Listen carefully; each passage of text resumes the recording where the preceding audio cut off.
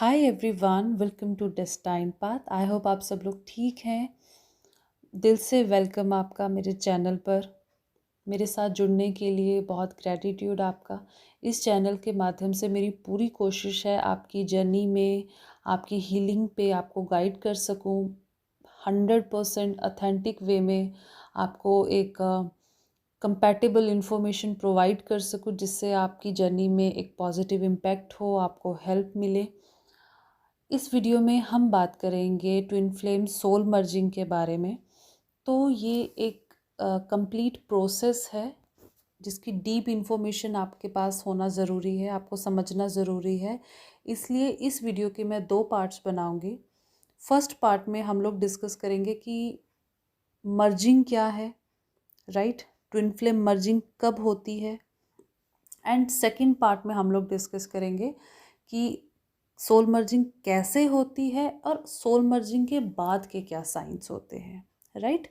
तो सबसे पहले हम जानेंगे कि ट्विन फ्लेम सोल मर्जिंग क्या है। आपने बहुत सारे वीडियोस देखे होंगे, सुने होंगे डेफिनेटली, बट मेरी ये कोशिश है कि इस वीडियो के बाद कोई भी ऐसा सवाल आपके माइंड में ना रहे कि आपको फिर से जो है गूगल करना पड़े ट्विन फ्लेम सोल मर्जिंग के बारे में। तो इसलिए बिल्कुल बेसिक बेसिक चीज़ें मैं आपके साथ आज शेयर करना चाहूँगी। तो सबसे पहले हम बात करेंगे ट्विन फ्लेम सोल मर्जिंग के बारे में। सोल का मर्ज हो जाना मीन्स सोल का समा जाना एक दूसरे में और एक हो जाना। तो मर्जिंग हमेशा एक ऐसा प्रोसेस रहता है, ये 2 सोर्सेस के बीच में या 2 एनर्जीज़ के बीच में तभी पॉसिबल होता है जब वो दोनों एनर्जीज़ कंपैटिबल होती हैं, राइट। जब वो दोनों एनर्जीज सेम फ्रीक्वेंसीज को शेयर करती हैं, सेम वाइब्रेशंस में होती हैं। एंड ट्विन फ्लेम मर्जिंग, अब आपके बर्थ से पहले, आपके और आपके ट्विन फ्लेम के बर्थ से पहले आप लोग एक ही ज्योति थे, आप एक ही सोल थे। देन आपके कर्मास के अनुसार, आपके लाइफ लेसन्स के अनुसार और नियति के, भगवान के डिसीज़न के अनुसार, आपकी जर्नी के अनुसार आप दोनों 2 अलग बॉडीज़ में पैदा हुए, राइट। आपने वो रिश्ते निभाए, वो ज़िंदगी निभाई, फिर आप मिले, आपका फिर सेपरेशन हुआ, फिर आप हीलिंग से कनेक्ट हुए।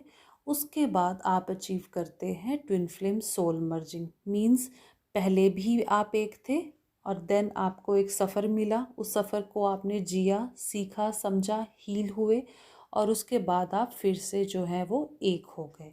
तो आप एक ही हैं, बस कुछ समय के लिए आपको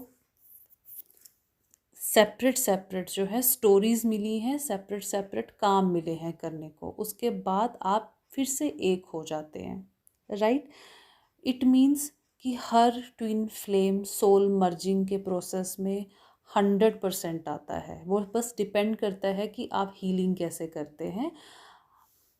अब ट्विन फ्लेम सोल मर्जिंग जो है 4 तरह से होती है, 4 लेवल्स पे होती है: mentally, physically, emotionally and spiritually. Physical merging आप समझते हैं कि जब आप और आपके पार्टनर फिजिकल कांटेक्ट में आते हैं, राइट। लेकिन मेंटली, इमोशनली एंड स्पिरिचुअली, ये 3 मर्जिंग को हम एनर्जेटिक मर्ज भी बोल सकते हैं। और एनर्जेटिक मर्ज आपका तभी होता है जब आप हीलिंग अच्छे से कर लेते हैं, उसके बाद ही आप लोग सेम फ्रीक्वेंसी पर आते हैं। सोल मर्जिंग एक ऐसा खूबसूरत हेवनली एक्सपीरियंस है जिसे आप कंट्रोल नहीं कर सकते, राइट। आप अपने सोल मर्ज को मैनिफेस्ट भी नहीं कर सकते, आपको इस पे प्रॉपर काम करना पड़ेगा। आपको इसके लिए पूरी मेहनत, पूरी लगन के साथ अपनी हीलिंग पे आगे बढ़ना पड़ेगा, राइट। आप अपना सोल मर्ज प्लान नहीं कर सकते। एंड कोई भी मेंटोर हो या कोई भी गुरु हो, कोई भी पर्सन हो डिवाइन के अलावा और आपकी हीलिंग के प्रोसेस के अलावा, आपका कोई भी ट्विन फ्लेम मर्जिंग नहीं करवा सकता, राइट। अब मैं आपके साथ कुछ साइन शेयर करूंगी जो ये कंफर्म करेंगे कि आप अपनी सोल मर्जिंग के करीब हैं। सबसे पहले तो मैं ये क्लियर कर दूं कि हमेशा कंपैटिबिलिटी में ही मींस जहां आप दोनों आप और आपके ट्विन सेम लेवल पर होंगे ना, तभी आपका ये जो एनर्जेटिक जो है रीयूनियन होगा, एनर्जेटिक आपका मर्ज होगा। अगर आप नंबर फॉर एग्जांपल अगर आप नंबर 8 पे खड़े हैं और आपके ट्विन अगर 7 पे भी खड़े हैं ना, या 7.5 पे भी खड़े हैं, तब भी आपका सोल मर्ज नहीं होगा। उन्हें बिल्कुल आपके बराबर नंबर 8 पे आना पड़ेगा, तब आपका सोल मर्ज होगा। मीन्स जब आप सेम लेवल पर आ जाओगे, राइट। अब मैं आपके साथ साइन कुछ शेयर करती हूँ कि आपका सोल मर्ज आपके बहुत करीब है। सबसे पहला तो सोल मर्ज से पहले आपके डिवाइन अलाइनमेंट होता है, डिवाइन मर्ज होता है।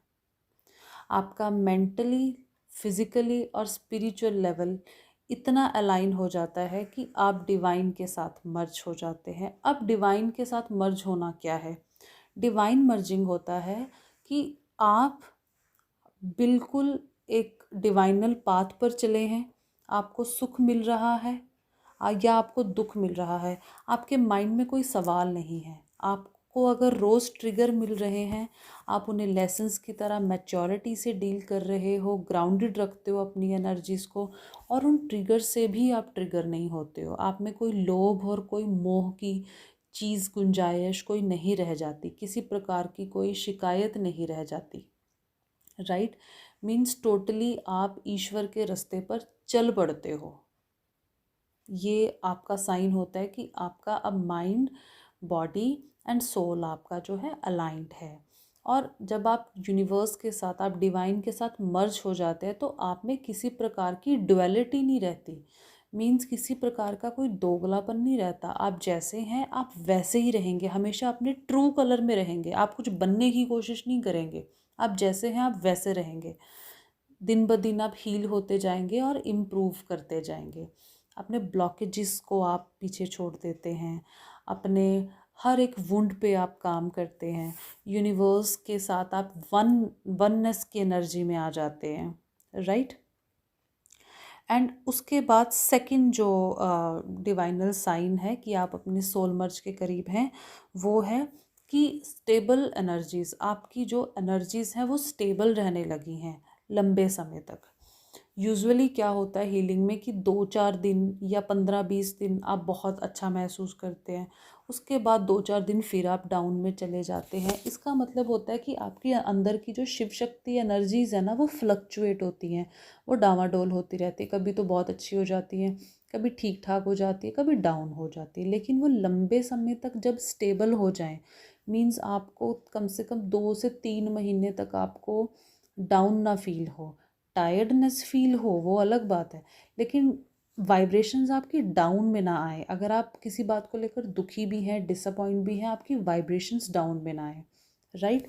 मतलब आपकी स्टेबल एनर्जीज़ रहें, एक जैसी हाई एनर्जीज़ में ही आप रहें। ये आपका साइन है कि अब आपका सोल असेंशन बहुत स्पीडली हो रहा है। जब आपका सोल असेंशन स्पीडली हो रहा है, तो आपके पर्सन की फ्रिक्वेंसीज भी ऑटोमेटिकली जो है आपके अकॉर्डिंग रेज होने लगती हैं। तो ये सेकंड साइन है। थर्ड साइन है आपका सेपरेशन फेज में जब आप हीलिंग कर रहे हैं, तो एक लंबे समय तक आप अपने डीएम की नीडीनेस को फील करते हैं, लेकिन इस स्टेज में आपका रनर एंड चेजर डायनामिक ख़त्म हो जाता है। अब आप अपने डीएम को जो है चेज नहीं करते, आप उन्हें अनकंडीशनल लव करते हो, राइट। आप नीडीनेस में नहीं हो, अब आप उनके पीछे नहीं भागते हो, आप उनको स्टॉक नहीं करते हो। उसी तरह से आपके डीएम आपसे भागते नहीं हैं, चाहे फिज़िकल लेवल पर, रियलिस्टिक लाइफ में, 3D लाइफ में उन्होंने आपको अभी एक्सेप्ट ना किया हो, लेकिन वो आपसे भागते नहीं हैं। आपको अंदर ही अंदर वो एक्सेप्ट कर लेते हैं, आपके प्यार की इज़्ज़त समझते हैं, आपकी इज़्ज़त समझते हैं, एनर्जेटिकली आपको वो जो है एक्सेप्ट कर लेते हैं। मीन्स आपका रनर एंड चेजर डायनामिक ख़त्म हो चुका है, राइट। ये भी एक साइन है कि आप अपनी सोल मर्जिंग के बहुत करीब हैं। फोर्थ है कि connected to your soul purpose. जब आप डिवाइन से मर्ज हो जाते हैं ना, सबसे पहले तो मैं ये कहूँगी डिवाइन से मर्ज ही वो होते हैं जो अपने दुख से निकलकर दूसरे के दुख में कंट्रीब्यूट करना शुरू हो जाते हैं।